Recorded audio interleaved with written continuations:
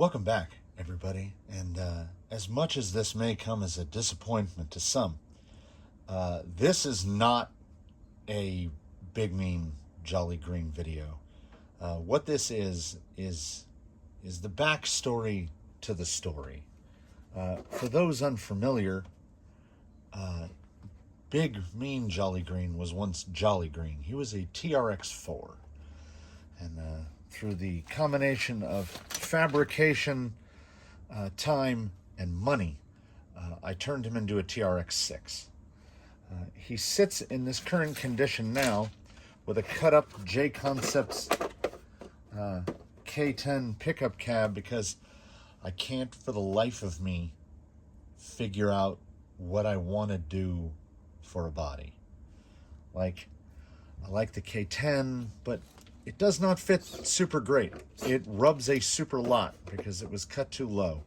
So I tried tinkering with the mounts and raising it up, and I mean, the sliders are already raised up like 10 millimeters, and if I go up too much higher, then the fenders are going to show below the fender well. So for TRX-6 purposes, this body doesn't really work. But that didn't, that didn't stop me from spending money, obviously.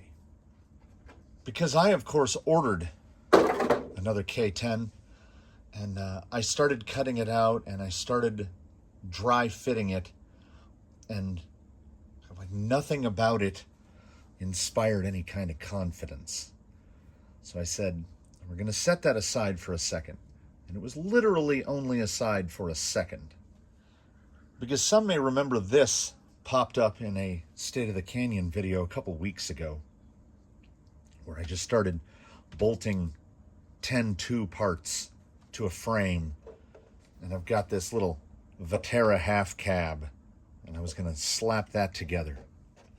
And that idea fairly quickly gave way to, well, let's take those 10-2 axles and mate them up to a TRX-4 gearbox. And how Jolly Green figures into this is Jolly Green was once a TRX-4, and a great many parts were discarded from that TRX-4 and other TRX-4s, and I think it's probably just easier to set this out here and then try to explain a little more clearly what's happening. So Jolly Green figures in most prominently because he needed new plastics. I needed some new plastics like the body mounts and bumper mounts and things like that. And the cheapest way to do that is to go to Jenny's RC and order basically the guts of a TRX-4 of some kind. I think this was either a Blazer or a Bronco, but anyway, it comes with everything, a battery tray, transmission mounts, the mount for the 2-speed, the sliders, fenders, all that stuff. And I had no purpose for any of it. I only needed 5 or 6 pieces. And nonetheless, receiver box came with that. Nonetheless, it was cheaper to order it that way. So during the conversion from Jolly Green to Big Mean Jolly Green, he went from a 2-speed to a single-speed. So he gave up an all-aluminum Benedict Harry 2-speed gearbox. That went in Daphne the Sport. Daphne the Sport's 2-speed came out. That's Daphne the Sport's 2-speed. The axles are the aforementioned 10-2 axles. These are lower links from an Element. These are upper links from a TRX-4. These are links from a Capra. The front upper is a 4mm turnbuckle. The front steer link is from a Samix high clearance kit for TRX-4. These are the stock shocks from an Element Ecto. These are, of course, Jolly Green's frame rails, in case I forgot to mention that. This is Jolly Green's original rear bumper. This is Lil Fella, the Jimny's original servo. This is the Hobby Park 55-turn motor that I bought specifically to do the cheap motor comparo. And I just started slapping parts onto TRX. Oh, and that is Daphne's speed control, and mere moments ago, I'm frantically looking around. Mere moments ago, there was the Tekin HD 35 turn in place. So it was basically Daphne's electronics. Oh, and yes, this is Jolly Green's old radio with the little marks from where I was using it for locker duties. So what I just started doing was throwing parts at it and trying to get links to fit. And the whole time, it was still being assembled around the idea of this half cab. But then I put the front fenders on, and then I put the skirts on, and I put the rear fenders on, and I was like, I don't know. I honestly, I don't know how I feel about half cab now. So we'll get to that in a second. There are, of course, complications if you want to put 10-2 axles, make a track seal, because the TRX4 most notably has an offset pumpkin in the front, and this is in the center. So there's a whole lot of hullabaloo in there. Like, there's material ground away quite a good bit. If you get to the right part in the suspension travel, you can see the spur gear in there. And that also forced the use of the Sport spur gear, which is why there's a 55 turn motor in there, because I had to put a 39 tooth spur because there simply was not enough clearance. At just testing it on the floor in the shop, when the suspension would compress this way, you could hear the spur up against the drive shaft. It initially had, I believe these are axial drive shafts. They're slightly larger around the TRX4 drive shafts. TRX4 drive shafts don't fit anything other than TRX4, so these ends did not want to fit. So what you have to do to make that work is you have to take that guy and you got to machine it down like this. And then you got to take that guy and machine it down like this. Then you can get the ends to fit onto here. Then you got to shim out the outputs, otherwise it will turn smoothly one direction and not smoothly the other. Then you try to fit the closest set of Class 1 tires that you have, and the hex recess is too deep, so when you tighten it all the way down on this, it just presses against the axle housing. It presses against that, and the rear end doesn't move.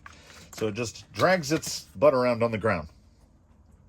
So then you grab the tires that you originally bought for Lil Fella the Jimny, and you mount them on some rims, and the inner and outer parts of the bead lock are formerly Lil Yella's wheels, and the centers are formerly Daphne's wheels, and they have to be hybridized because at one point when the gunmetal, well, as you can see, at one point when the gunmetals were on Daphne, I cranked them down too much and was not using the important little SSD wheel hub plugs, so it just put too much stress on it and pushed the center out of the wheel.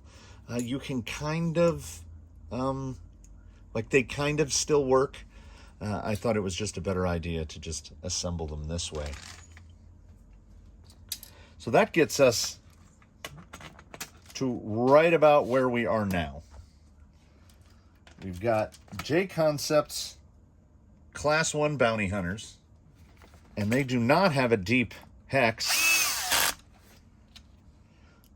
These were all fresh mounted just moments ago, and much to my surprise, they went on pretty easily. And these bounty hunters, I had mounted one bounty hunter to one of those knockoff T. Look what just rolled out from under that tire. There's the Tekin T35.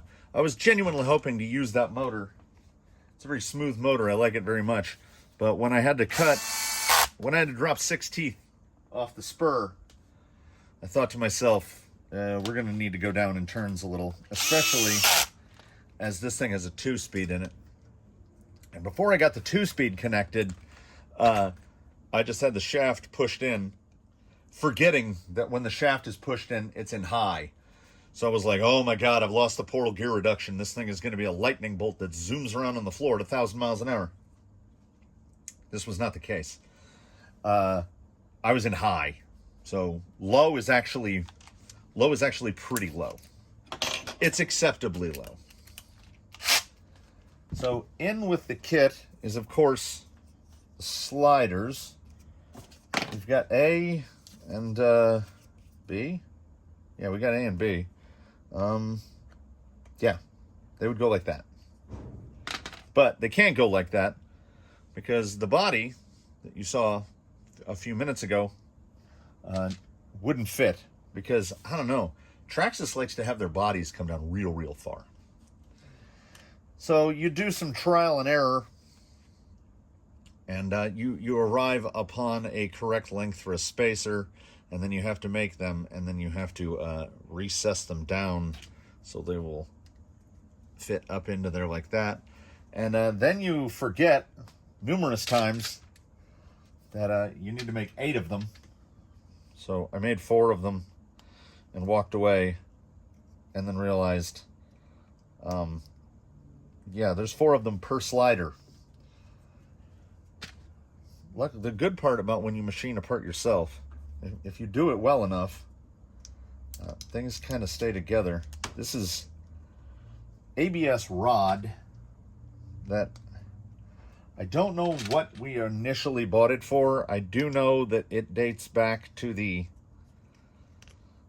Go Fast / Rustler Stampede days, so it far predates the crawler hobby.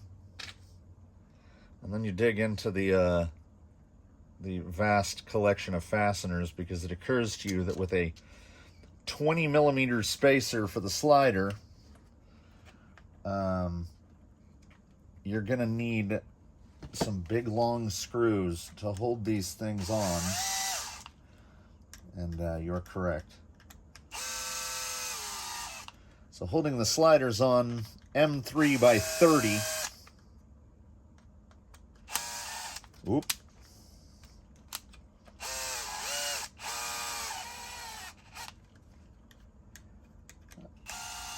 I'm still trying to figure out why, in Traxxas's grand wisdom, we've got, where's the other one? Probably easier to show it this way. We have an oval hole here and just a round hole here, so it can't move. Like, it can only sit in one position. Unless they're both slots, it can't move in and out.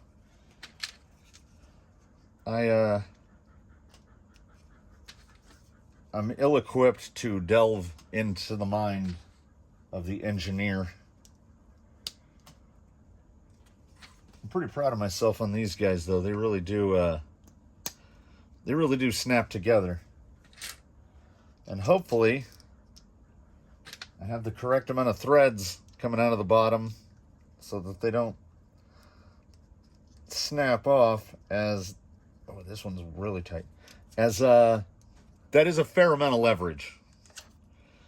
We've got a cantilever in the bad way.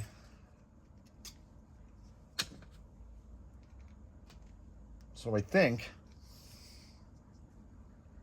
we'll be all right. We're hoping that the sliders support the body and the body supports the sliders. So basically, to give some sort of concision here, this build would not have occurred were it not for the conversion of Jolly Green to Big Mean Jolly Green, because I would have had no reason to buy all those parts. And by those parts, I mean these parts.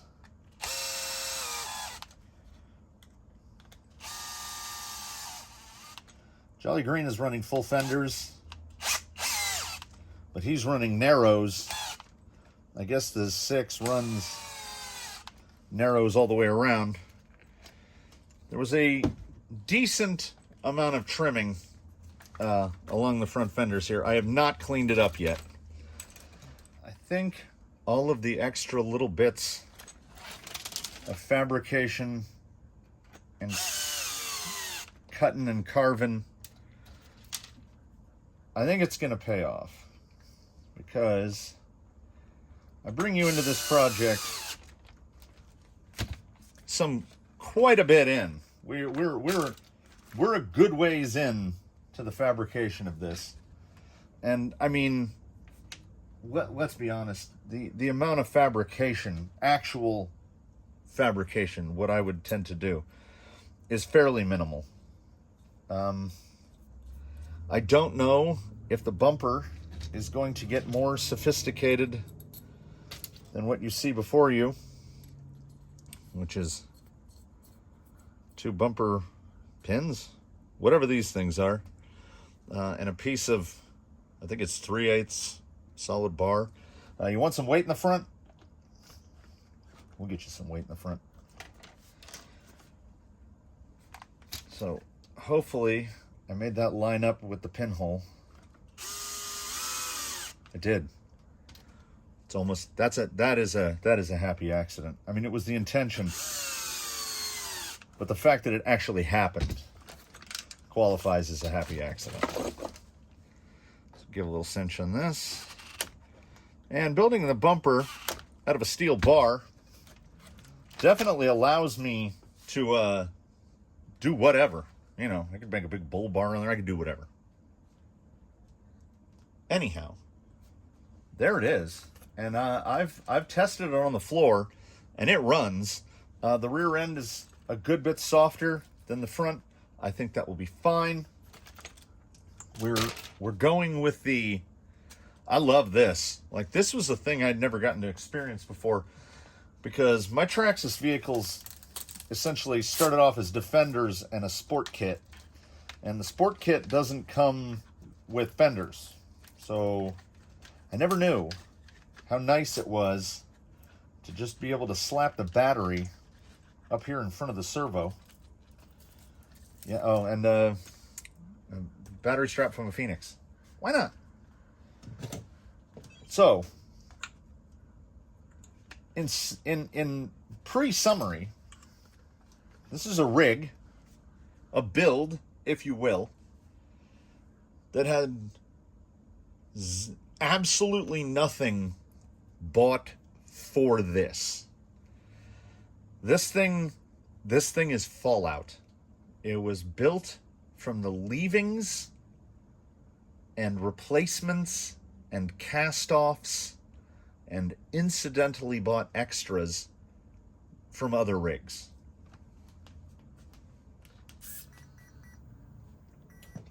And the servo is very slow. But we will see if I like it. Also, I would like to point out, it's a Class 1. So far as my understanding of the rules goes, like SORCA rules, it's definitely legal here, man. Bring whatever you want. It's all legal here. As far as SORCA rules goes, it does not have a divorce transfer case. It is a 2-speed. I think both of those things are not legal. It's got the body stuff. It's got the tire stuff. It's Class 1 enough. And when I initially started getting all these parts fitted, I got to the body, and that was what made me keep going. Because the J-Concepts K10 fits disturbingly well when it's not getting, this is going to be a snug fit. Oh, it fits so tight. And did I make those too high? I don't know. No, it feels okay. And we are at the point where we do that thing that I do, which is I've built it, and I think it works. I did the shimming on the diffs and the output shafts everything seems operable. And I feel like I cut the body to enough clearances. Everything feels pretty smooth. I don't think anything is binding. I think I got my spacer height correct. We don't have tons of exposed inner fender. It moves.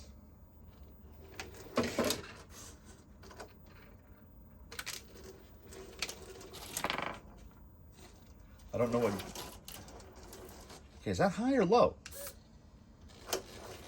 That was high. And why mash around on the bench? Let's do, what is, but is also just, an excuse to drive it before I go any further. But this is also where we test to make sure the body has been cut enough. And let's see if it'll even go up a rock. I don't know. I gave it its first little bit of goose on its first trip outside the shop and realized quickly whatever the settings were on the speed control, they needed to be adjusted. So I pulled the body off and I made those adjustments and neglected to turn it back on before reattaching the body to find out that there's no way. The position that I mounted that switch is inaccessible once the body is on. So that is one of the first things to be addressed. It has proper drag brake now. It had a nice, slow, gradual stop. See how you are, bounty hunters. I don't think there's going to be any rubbing issues at all. It tickles me so much that, of all the rigs here, this thing looks like a truck. The wheels are proportionate to the body. Yeah, I don't think we're gonna have any rubbing at all, really. Didn't have any rubbing at all, really. So the drag brake is on the 55. Hold on, come on. Considering that this thing has to run a 15-tooth pinion, and that's a 540, another potential outrunner candidate? Perhaps. I still haven't gotten the speed control sorted out yet for Daphne the Sport, so who knows? Yeah, this thing's got, even in first, it's got a little bit more. It's strange. It feels like there's a real ramp to the power delivery. Let's look here. First gear. That can't be first gear, right? Am I in high? Or does it go faster than that? Oh Lord.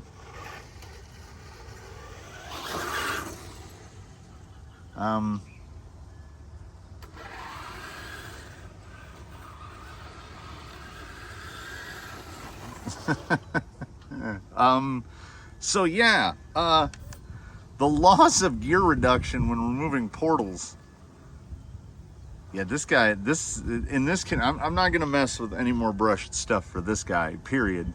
But he could really benefit, if he was gonna stay brushed, he could benefit from an 80 turn.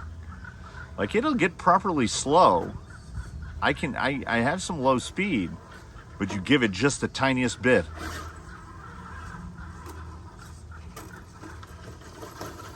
Bounty hunters are doing really well, though, I must say. Let's see. I'm not hating the $17 Amazon servo either. Oh.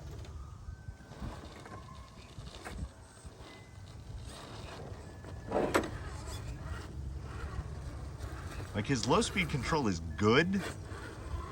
It's as good as one could honestly expect it to be. Oh!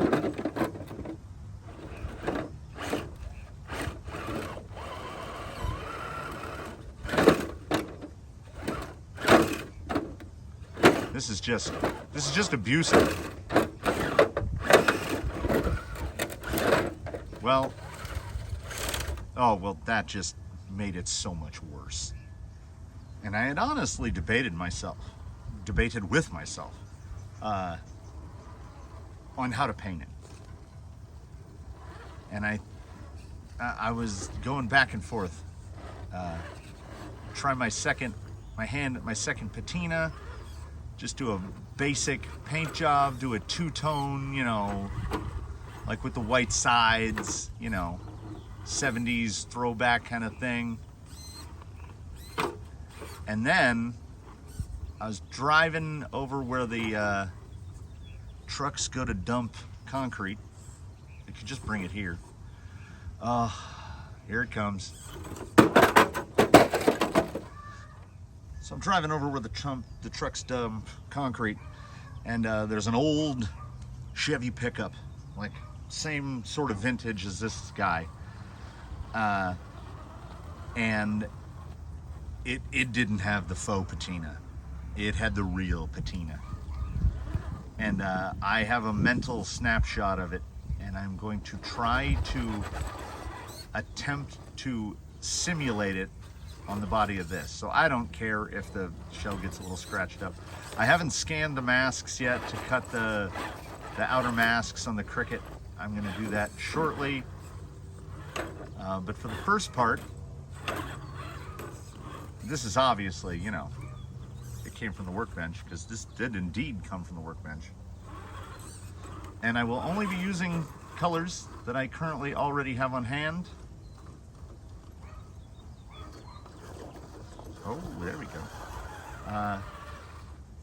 Nothing will be purchased for this. This is, you know what? It's pretty fun. I would like a lower gear, but, you know, there are certain limitations. I would like a lower turn motor. There are certain limitations. I don't want to steal from anybody else. I mean, I guess I could steal the 80 turn out of the Jimny and see how the Jimny does on a 55, but the Jimny's still pretty brisk on an 80, so... Uh-oh. Jeez. He does not land on his wheels very well. So before I absolutely beat this unpainted body into submission, let's get it back inside and kind of try to congeal my thoughts as to where does it go from here. I mean, it could just go this way, you know. Second gear has woo. Second gear has me a little concernicus.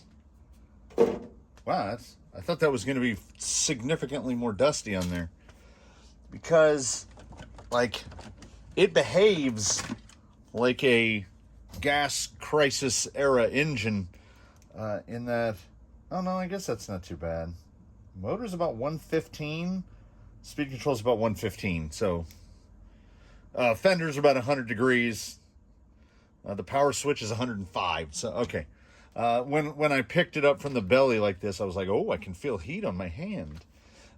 It takes off like one of those gas crisis era trucks that like it doesn't just, like it barely spins the tires.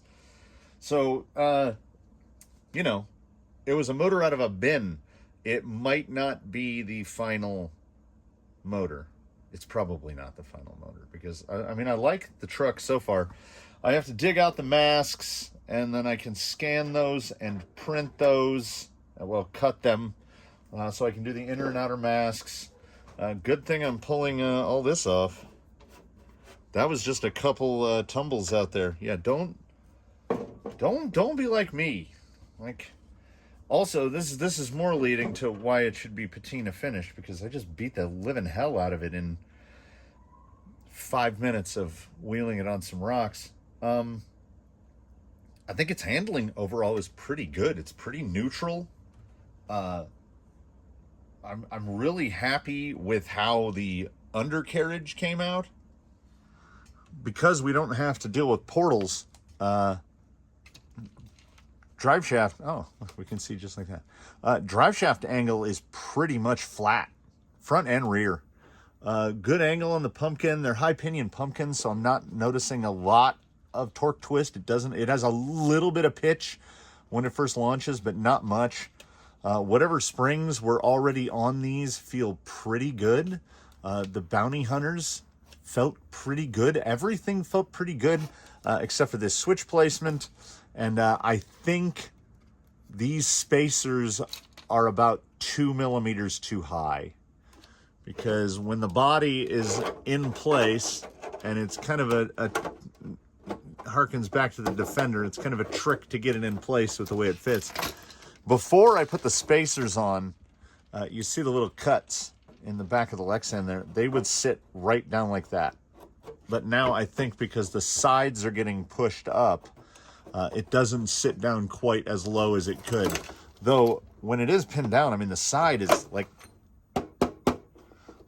a drum. So I don't want to take too much off of that. But I would also, you know, like the rear end to sit down a little better. Hoping that the switch lead will be long enough to mount the switch thing like right there. If I can get that right there, that'd be great. Because I tried to reach up through here, and it's like it's a finger trap. I can't get in there. So far, so absolutely good. I think of everything that's been built here up till now, as far as a first run out of the box, that went tremendously. Like, pretty much everything worked. There's a lot of cleanup to do. There are just loads of fasteners. The fenders and the skirts and stuff just aren't bolted on. They have about half the number of screws in them they're supposed to be. The suspension actually feels pretty good for what it is. We are at, like, it falls in pretty good. I'm just going to take a couple of millimeter off those spacers. So as it sits, I would say it's in the, like, 95% completion area. I don't know, why is on in the middle? And we are 6 pounds 10, 6 pounds 9.9 ounces. It's crazy, you know, like, there's virtually nothing aftermarket on this truck. Like, it's Traxxas parts and axial parts, and when I look at it and try to think, how would I save weight on it without taking away from what it is? I have absolutely no idea. I guess that, like, right around 7 pound area is just where I live. I mean, I've got ones that are heavier. I know for a fact none of the rigs here are under 6 pounds, including the Jimny. So that 7 pound area, that just seems to be where it is. So that's where this one sits. It definitely 100% came from the Workbench. I can't, honestly, as much as I dislike painting, I can't wait to paint this one, because it just looks so good. Like, that body is made for class ones. It really is. So in its next appearance, which should be soon-ish, sooner than later, it will be painted. I'm going to go through the whole rigmarole, the whole process on that. I don't think I'll document any of it.